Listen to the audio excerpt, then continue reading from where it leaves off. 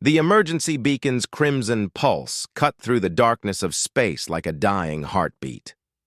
Commander Zektar of the Galactic Health Coalition watched the display with growing desperation as the signal grew weaker with each passing hour. The plague had already claimed 60% of the population on Kepler 442b, and without immediate medical intervention, the remaining colonists would be dead within days. "Status report," Zektar demanded, his four arms moving across the control panels with practiced efficiency. His species, the Velkari, had evolved on a low-gravity world where multiple limbs meant survival. Now, those same limbs trembled with exhaustion as he worked around the clock to coordinate the rescue mission. "The nearest Coalition medical frigate is still 8 days out, sir," reported Lieutenant Thane, her voice barely concealing her despair. "Even at maximum warp, they won't arrive in time." The bridge of the Coalition vessel, Mercy's hand hummed with the desperate energy of beings who knew they were racing against an unstoppable clock. The crew represented 12 different species, all united under the banner of galactic healthcare. But today, their advanced medical knowledge felt utterly useless. Kepler 442b had been humanity's latest colonial venture, a terraformed world on the edge of Coalition space. The humans had been so eager to expand their territory that they'd ignored standard quarantine protocols when they discovered ancient microorganisms in the planet's soil. Now, those same microorganisms had mutated into something that attacked neural pathways with ruthless efficiency. "Sir, we're receiving another transmission from the surface," Communications Officer Rixna announced, her crystalline features reflecting the bridge's emergency lighting. The Silthara were natural empaths, and Zektar could see the emotional toll the dying colonists' pleas were taking on her. "Put it through," Zektar ordered, though every previous transmission had only brought worse news. The holographic display flickered to life, revealing Dr. Sarah Chen, the colony's chief medical officer. Her face was gaunt, dark circles under her eyes, telling the story of sleepless nights fighting an unwinnable war. Behind her, makeshift medical facilities overflowed with the dying and the desperate. "Coalition Command, this is New Geneva Colony." Dr. Chen's voice cracked with exhaustion. "We've lost another 200 people since our last transmission. The plague is accelerating and we're completely out of neural stabilizers. Our atmospheric processors are starting to fail, and we estimate total system collapse within 72 hours.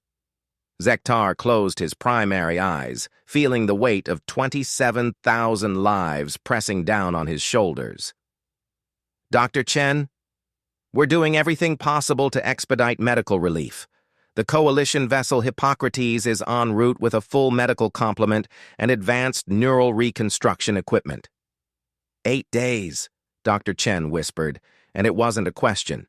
She'd done the math just as they all had. "Commander, with all due respect, 8 days might as well be 8 years. We'll all be dead by then." The transmission ended, leaving the bridge in heavy silence. Zektar had commanded medical relief operations for 3 decades, had saved countless lives across dozens of worlds, but this felt different. This felt like failure on a scale that would haunt him for the rest of his life. "Sir," Lieutenant Thane spoke hesitantly, "there might be another option." Zektar's secondary eyes opened, focusing on his communications officer. "Explain." "I've been monitoring emergency frequencies, and there's a human military fleet conducting exercises in the Beta Centauri system. They're only 18 hours out at military warp speeds." She paused, clearly uncomfortable with her own suggestion. "The humans have some of the most advanced combat medical facilities in the galaxy. Their warships carry trauma centers designed to handle massive casualties." The suggestion hung in the air like a dangerous toxin. The Galactic Health Coalition had strict protocols about military involvement in humanitarian missions. Wars and weapons had no place in the sacred duty of healing. The coalition had been founded on the principle that medical aid transcended politics, species, and conflicts. Absolutely not, Chief Medical Officer Vashati interjected, his tone sharp with indignation. The elderly Mordai had dedicated his life to the Coalition's peaceful mission. We don't invite warships to medical emergencies. It goes against everything we stand for. With respect, sir, Thane pressed on, her voice gaining strength.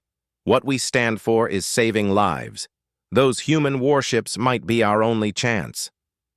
Zektar found himself caught between duty and desperation. The Coalition's charter was clear about maintaining medical neutrality. But the charter had never contemplated a situation quite like this. Humanity was still relatively new to the galactic community, having achieved faster-than-light travel only 73 years ago. Their military philosophy was notoriously aggressive, their warships bristling with weapons that other species found disturbing. But they were also known for their medical innovations, born from centuries of warfare that had forced them to become masters of trauma medicine. Human military medics could perform neural surgery in the middle of battle, could keep critically injured patients alive under conditions that would kill them in any civilian hospital. "What's the designation of the human fleet?" Zektar asked quietly. Terran Federation Carrier Group 7. Commanded by Admiral Catherine Brooks aboard the TFS Indomitable, Thane replied, her fingers dancing across her console. The group includes 2 heavy carriers, 4 destroyers, and a hospital ship designated TFS Nightingale. A hospital ship. That changed the equation slightly, though Zektar knew that human hospital ships were still heavily armed by Coalition standards. Humans had learned the hard way that medical facilities needed to defend themselves. "Open a channel to the Terran fleet," Zektar commanded, ignoring the shocked gasps from several bridge officers. The holographic display shimmered and resolved into the image of a human female in military dress. Admiral Brooks appeared to be in her 50s, with steel-gray hair and eyes that had seen too much combat. Her uniform bore the scars of someone who led from the front, and there was something in her expression that suggested she understood the weight of command. "Coalition Vessel Mercy's Hand, this is Admiral Brooks of Terran Federation Carrier Group 7. I understand you have a medical emergency." "Admiral," Zektar began carefully, "we have a humanitarian crisis on Kepler 442b. A plague has infected the human colony, and our nearest medical assets are too far away to provide timely assistance. I'm requesting emergency medical support from your fleet." Admiral Brooks studied him for a long moment, her expression unreadable. "Commander, I'm going to be direct with you. My ships are designed for war, not mercy missions. We're hunters, not healers." "But you do have medical facilities?" Zektar pressed. "We do." The Admiral's voice remained neutral. "Some of the most advanced trauma centers in human space. But bringing warships to a medical emergency sends a certain message, doesn't it?" Zektar felt his hope beginning to crumble. Perhaps this had been a mistake. Perhaps the humans would refuse, or worse, demand some kind of political concession in exchange for their aid. Then Admiral Brooks smiled, and there was something predatory in the expression that sent an involuntary shiver down Zektar's spine. "However," she continued, 27,000 people are about to die, and I have the tools to prevent that. Sometimes the message doesn't matter as much as the results. Carrier Group 7 is already changing course for Kepler 442b. We'll be there in 16 hours. "Admiral, I must warn you," Chief Medical Officer Vashati interjected, his voice strained with diplomatic concern. "This is a coalition humanitarian operation. There can be no military action, no show of force." Admiral Brooks turned her attention to the elderly Mordai, and her smile grew wider. "Doctor, I can assure you that what we're bringing to Kepler 442b isn't a show of force. It's a demonstration of something far more dangerous." The transmission ended before anyone could ask what she meant by that. As the Mercy's Hand adjusted course to rendezvous with the human fleet, Zektar found himself wondering if he'd just made the biggest mistake of his career. He'd invited apex predators to a medical emergency, and something told him that the galaxy was about to learn why humans were so feared in battle. But as another emergency transmission arrived from Dr. Chen, showing the colony's situation deteriorating by the hour, Zektar pushed his doubts aside. Whatever the humans brought to Kepler 442b, it had to be better than watching 27,000 people die while proper medical help was still days away. He just hoped they were all prepared for whatever demonstration Admiral Brooks had in mind. The human fleet materialized out of hyperspace like nightmares given form. Commander Zektar watched from the bridge of Mercy's Hand as 7 massive warships dropped into normal space around Kepler 442b with the kind of precision that spoke of countless combat operations. The flagship, TFS Indomitable, was a monster of metal and malice, stretching nearly 2 kilometers from bow to stern. Its hull bristled with weapon systems that could crack a planet's crust, its launch bays large enough to deploy entire armies. The other ships in the formation were no less intimidating, their dark hulls scarred from battles across human space.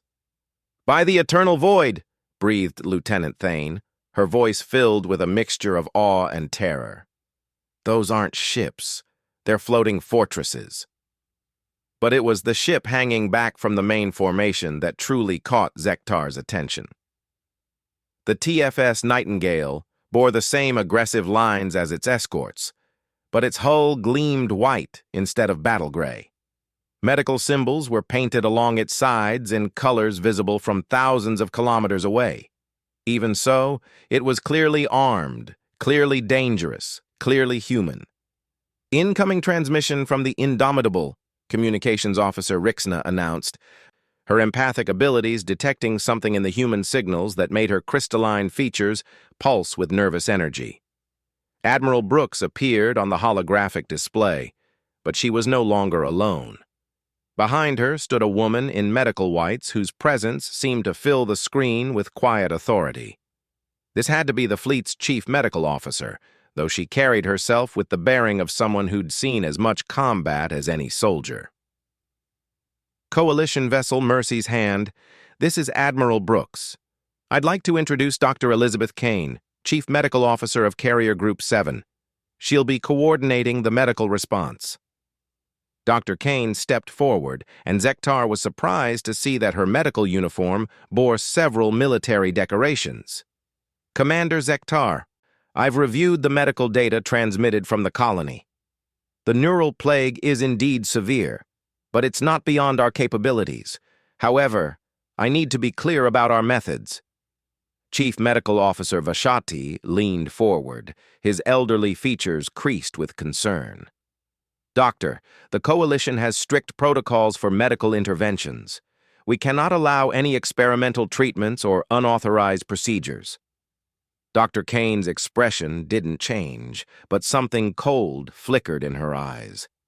"With all due respect, Dr. Vashati, your protocols are the reason 27,000 people are about to die. My protocols are the reason they won't." The tension on both bridges was palpable. Zektar found himself caught between Coalition doctrine and the desperate need for action.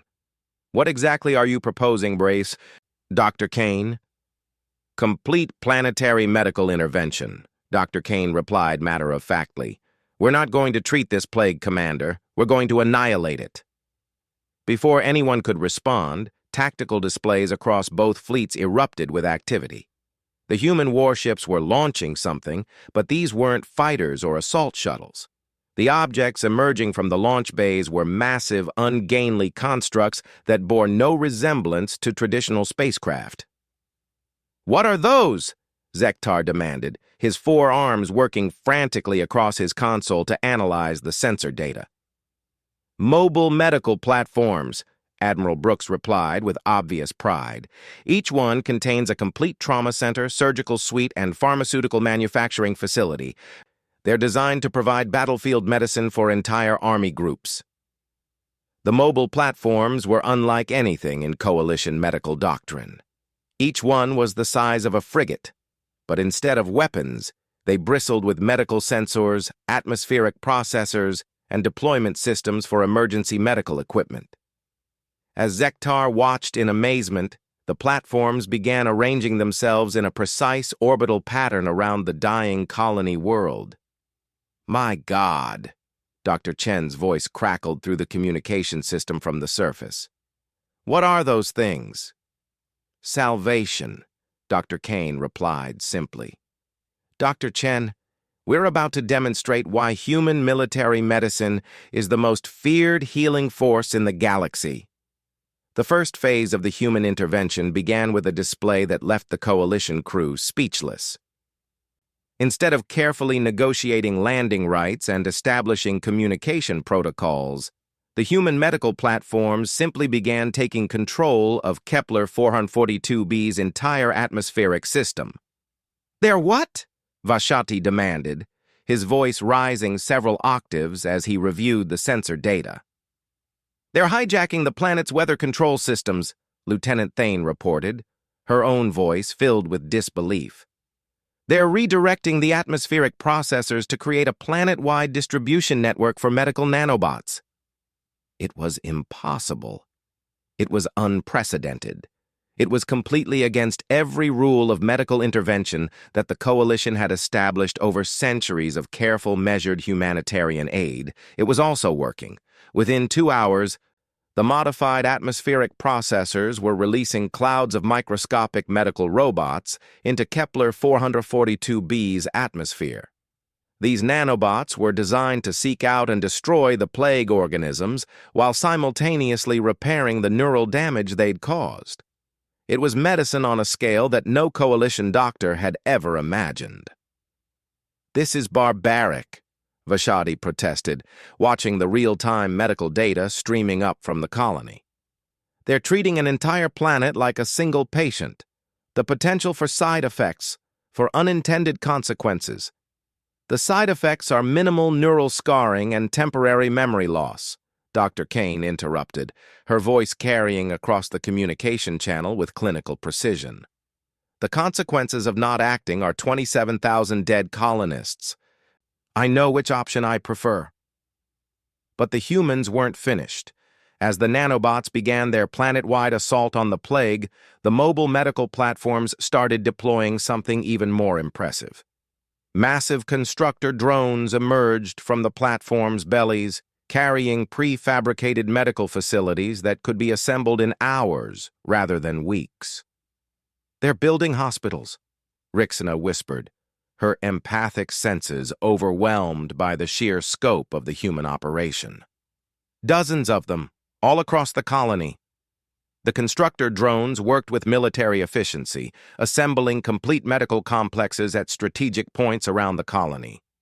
Each facility was equipped with surgery suites, intensive care units, and recovery wards that could handle hundreds of patients simultaneously. It was as if the humans had brought an entire civilization's worth of medical infrastructure and deployed it like a weapon. Admiral Brooks's voice cut through the awed silence on the coalition bridge. "Commander Zektar, you said you needed medical relief. We don't do relief. We do total medical domination." Down on the surface, Dr. Chen was moving through one of the newly constructed medical facilities with something approaching religious wonder. The building had been assembled around her existing clinic in less than 4 hours, creating a medical complex that rivaled anything in coalition space. "The equipment," she reported back to both fleets, her voice filled with amazement. "It's decades ahead of anything we have. Neural regeneration chambers, quantum-level cellular repair systems, even experimental consciousness transfer protocols for the most severe cases." The human medical intervention was succeeding beyond everyone's wildest projections. Colony-wide infection rates were dropping by the hour as the nanobots systematically hunted down and destroyed the plague organisms. Patients who'd been written off as terminal were walking out of the new medical facilities completely cured. But it was the scale of the operation that truly impressed the coalition observers. The humans hadn't just responded to a medical emergency, they'd conquered it. They'd taken control of an entire planet's biological systems and bent them to their will through sheer technological superiority and ruthless efficiency. "I've never seen anything like this," Vashati admitted, his earlier objections forgotten as he watched the miracle unfolding on his screens. The coordination, the resources, the absolute determination to save every single life. "This is how humans fight disease," Dr. Kane explained, her voice carrying a note of grim satisfaction. "We don't negotiate with plagues. We don't carefully manage symptoms. We identify the enemy, develop overwhelming firepower, and deploy total force until nothing remains but victory." As the 16th hour approached, something unprecedented was happening on Kepler 442b. For the first time since the plague had begun, no new cases were being reported. The infection rate had dropped to 0, and patients were recovering at rates that defied medical understanding. Zektar realized he was witnessing something that would change galactic medicine forever. The Coalition's careful, measured approach to healthcare suddenly seemed quaint compared to humanity's declaration of war against disease itself. "Admiral Brooks," he said quietly, "I believe I understand what you meant by a demonstration." The Admiral's smile returned, and this time it held no predatory menace, only quiet pride. "Commander, you called for medical relief. We brought medical annihilation. Sometimes that's the only medicine that works." 3 days later, Kepler 442b was no longer a dying world. It had become something unprecedented in galactic medical history, a planet where death itself had been temporarily defeated. Commander Zektar stood in the observation deck of Mercy's Hand, watching the final phases of the human medical intervention with a mixture of awe and growing unease. The mobile medical platforms had transformed the colony world into something resembling a vast medical research facility, with treatment centers and monitoring stations covering every inhabited continent. "Final casualty report from the surface," Lieutenant Thane announced, her voice still carrying notes of disbelief even after 3 days of witnessing miracles. "Total deaths from the plague intervention, 0. Total complete recoveries, 26,847. Total partial recoveries with ongoing treatment, 153. 0 deaths." In a plague scenario that should have killed everyone on the planet, the humans had achieved a perfect success rate. It was medically impossible, yet the data didn't lie. Dr. Kane's voice crackled through the communication system from the surface, where she was conducting final medical evaluations. "Commander Zektar, we're ready to begin the withdrawal phase. All plague organisms have been eliminated. All patients are stable. And the planetary medical infrastructure is now self-sustaining." But something in her tone suggested that the story wasn't quite finished. Chief Medical Officer Vashati had spent the last 3 days reviewing human medical procedures with the kind of intense focus he usually reserved for studying unknown alien diseases. What he'd discovered had shaken his understanding of medicine itself. "Commander," he said quietly, approaching Zektar with a data tablet clutched in his primary hands. "I need to share something about what the humans actually did here." Zektar turned from the observation port, noting the troubled expression on his chief medical officer's aged features. "What is it, Vashati?" "They didn't just cure the plague," the elderly Mordai replied, his voice hushed with something approaching reverence. "They systematically analyzed the genetic structure of every single colonist, identified genetic predispositions to thousands of potential diseases, and eliminated those predispositions while they were treating the plague symptoms." The implications of that statement settled over the bridge like a heavy blanket. Zektar felt his 4 hearts skip synchronized beats as he processed what Vashati had just told him. "Are you saying they gave genetic therapy to an entire planetary population without permission?" I'm saying they gave genetic optimization to an entire planetary population as a side effect of plague treatment, Vashati corrected. Every single colonist on Kepler 442b is now immune to over 4,000 known diseases, has enhanced neural processing capacity, improved immune system function, and extended life expectancy. Communications Officer Rixina looked up from her console, her crystalline features reflecting the growing amazement that was spreading through the bridge crew. Sir, Dr. Chen is requesting permission to transmit a final report to Coalition Medical Command. She says it's urgent.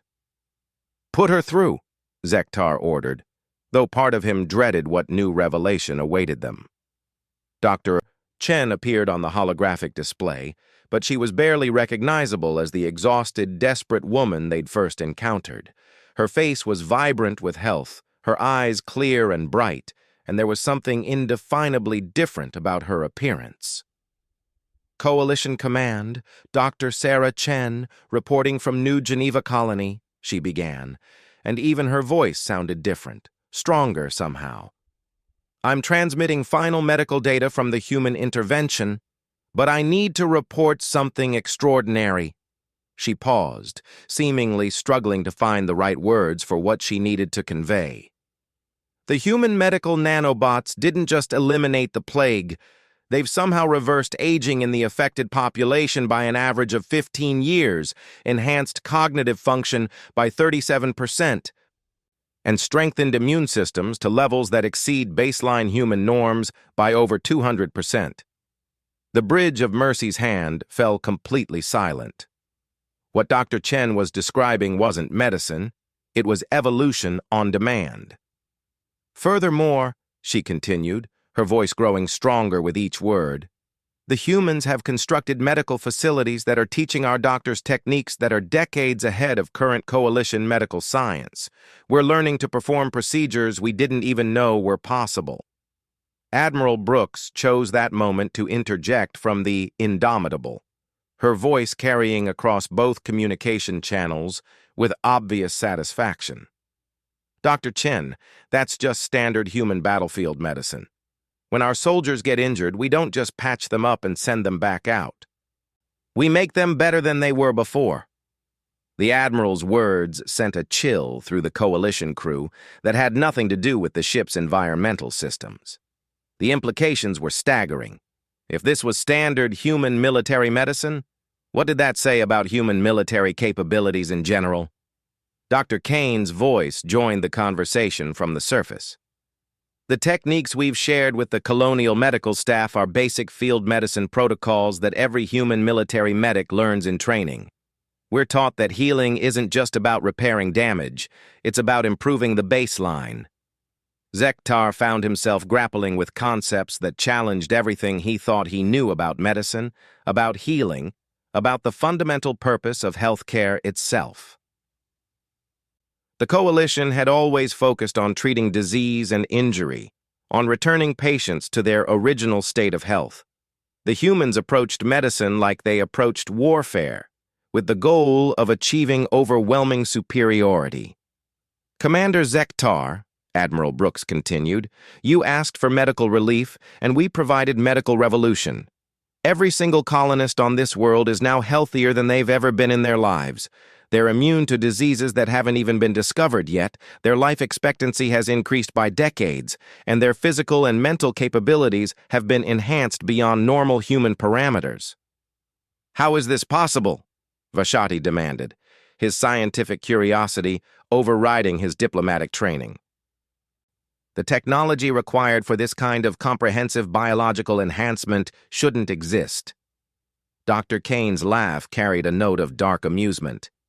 Dr. Vashati, when your species spends several thousand years engaged in constant warfare, you get very good at keeping your soldiers alive and functional. What you're seeing is the culmination of human military medical research dating back to our earliest conflicts. But the ethical implications, Vashati protested. Genetic modification without consent, enhancement beyond normal species parameters, fundamental alterations to human biology.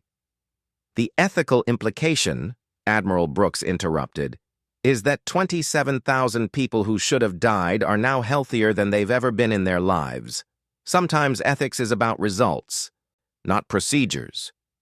As the human fleet prepared for departure, leaving behind medical facilities and knowledge that would transform Kepler 442b into one of the most medically advanced colonies in galactic space, Zektar found himself confronting an uncomfortable truth.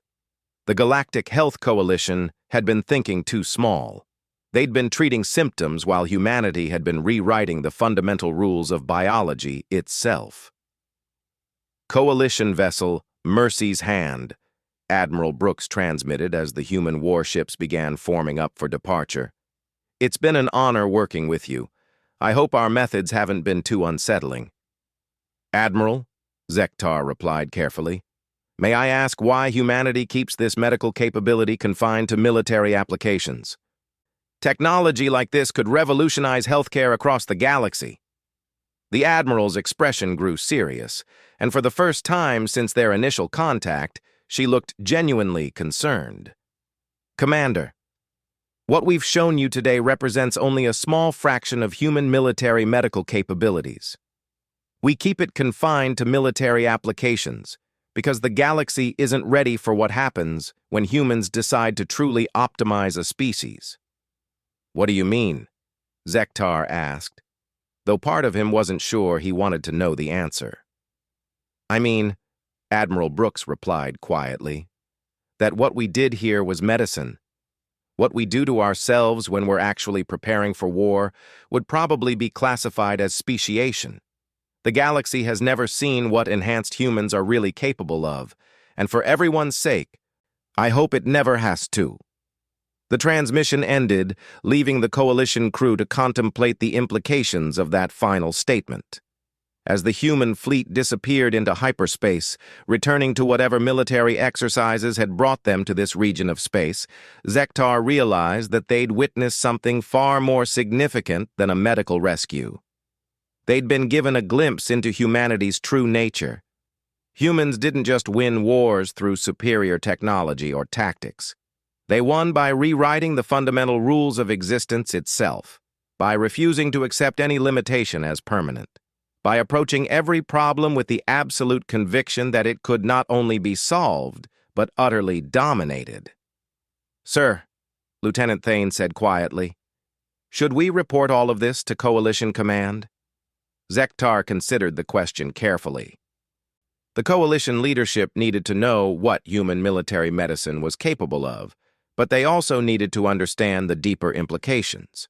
Humanity hadn't just saved a colony, they demonstrated that the medical limitations every other species took for granted were merely suggestions that humans had chosen to ignore. Prepare a full report, he finally decided. Include everything we've observed and learned. The Coalition needs to understand that when humans offer medical assistance, they're not offering to treat a problem. They're offering to solve it permanently.